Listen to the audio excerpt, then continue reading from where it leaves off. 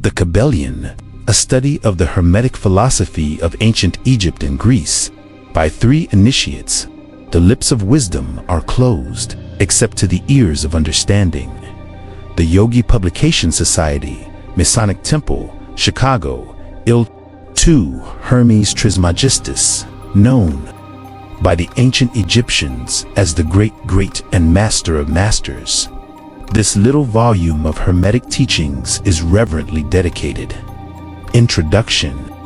We take great pleasure in presenting to the attention of students and investigators of the secret doctrines this little work based upon the world Hermetic teachings.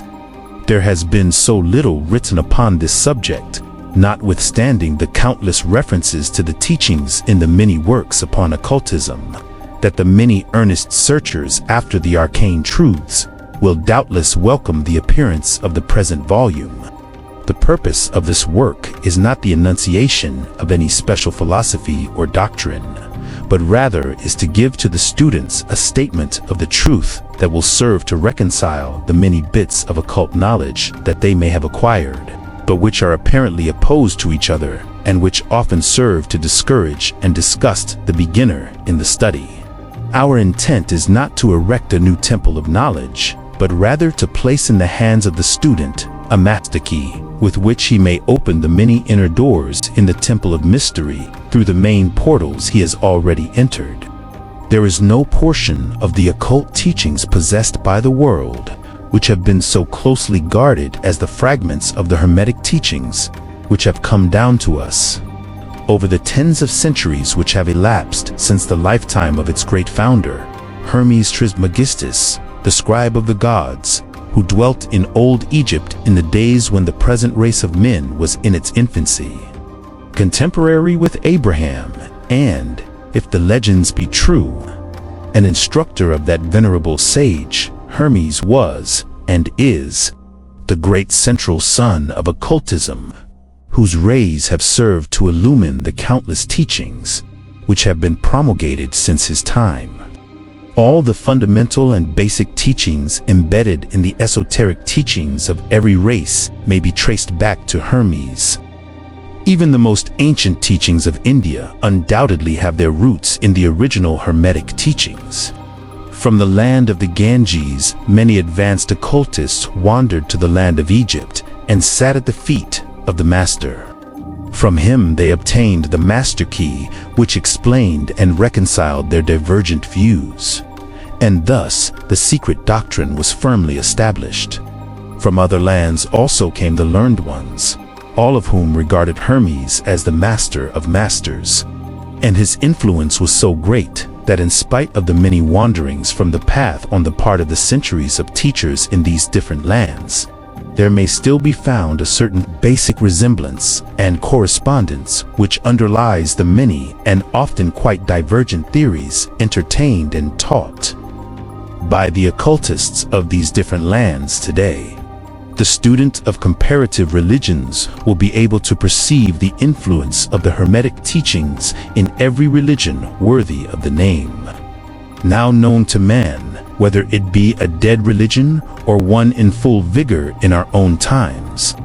There is always a certain correspondence in spite of the contradictory features, and the Hermetic teachings act as the great reconciler.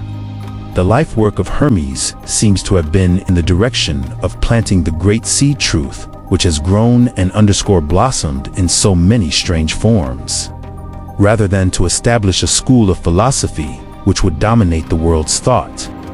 But, nevertheless, the original truths taught by him have been kept intact in their original purity by a few men in each age, who, refusing great numbers of half-developed students and followers, followed the Hermetic custom and reserved their truth for the few who were ready to comprehend and master it. From lip to ear, the truth has been handed down among the few.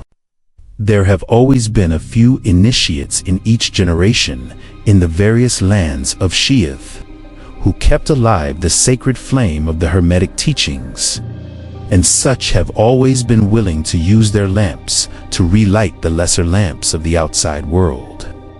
When the light of truth grew dim and clouded by reason of neglect, and when the wicks became clogged with foreign matter, there were always a few to tend faithfully the altar of the truth, upon which was kept alight the perpetual lamp of wisdom. These men devoted their lives to the labor of love, which the poet has so well stated in his lines. Oh, let not the flame die out, cherished age after age in its dark cavernin, its holy temples cherished. Fed by pure ministers of love, let not the flame die out. These men have never sought popular approval, nor numbers of followers. They are indifferent to these things, for they know how few there are in each generation who are ready for the truth, or who would recognize it if it were presented to them. They reserve the strong meat for men, while others furnish the milk for babes.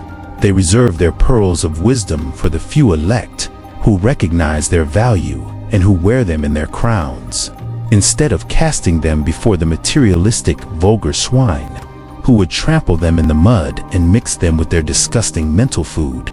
But still, these men have never forgotten or overlooked the original teachings of Hermes regarding the passing on of the words of truth to those ready to receive it, which teaching is stated in the Kybalion as follows: where fall the footsteps of the master, the ears of those ready for his teaching open wide. And again, when the ears of the students are ready to hear, then cometh the lips to fill them with wisdom. But their customary attitude has always been strictly in accordance with the other Hermetic aphorism. Also in the Kybalion, the lips of wisdom are closed except to the ears of understanding. There are those who have criticized this attitude of the Hermetists, and who have claimed that they did not manifest the proper spirit in their policy of seclusion and reticence. But a moment's glance back over the pages of history will show the wisdom of the masters, who knew the folly of attempting to teach to the world that which it was neither ready or willing to receive. The Hermetists have never sought to be martyrs, and have, instead, sat silently aside with a pitying smile on their closed lips, while the heathen raged noisily about them in their customary amusement of putting to death and torture the honest but misguided enthusiasts who imagined that they could force upon a race of barbarians the truth capable of being understood only by the elect who had advanced along the path. And the spirit of persecution has not as yet died out in the land. There are certain Hermetic teachings which, if publicly promulgated, would bring down upon the teachers a great cry of scorn and revilement from the multitude, who would again raise the cry of crucify, crucify. In this little work, we have endeavored to give you an idea of the fundamental teachings of the Kybalion, striving to give you the working principles, leaving you to apply them yourselves. Rather than attempting to work out the teaching in detail, if you are a true student, you will be able to work out and apply these principles. If not, then you must develop yourself into one. For otherwise, the Hermetic teachings will be as words, words, words to you. The three initiates.